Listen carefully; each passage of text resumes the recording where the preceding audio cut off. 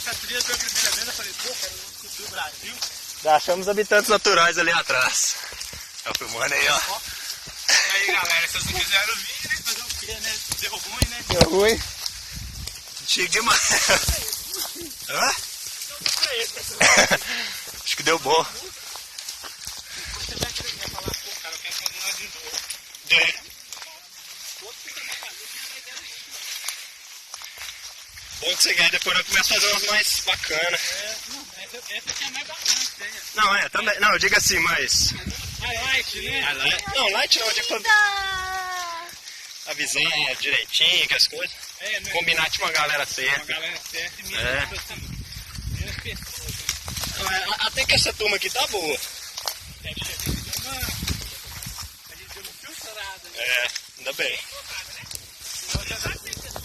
Pois é, eu fui saindo o pessoal do grupo, eu falei que fica pelado. Aí o pessoal desistiu. Entendeu? O pessoal que eu conheço mesmo é uma menina que falou que ia vir.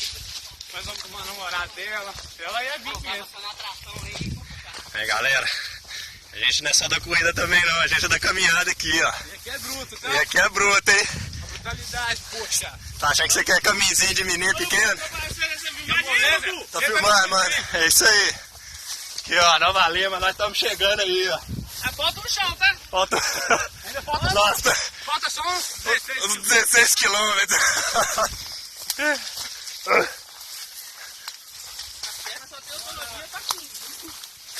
Caminho aqui é fechadão, difícil. Ó, é mato, só mato. Fechando. matando minha cara.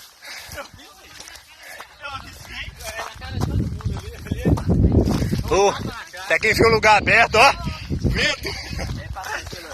Pelo hospital. Tem gente que vem por cima. Chegando aí.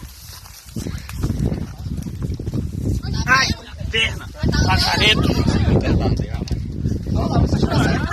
Só passa feira. Passa bike aqui. Essa menina aqui é uma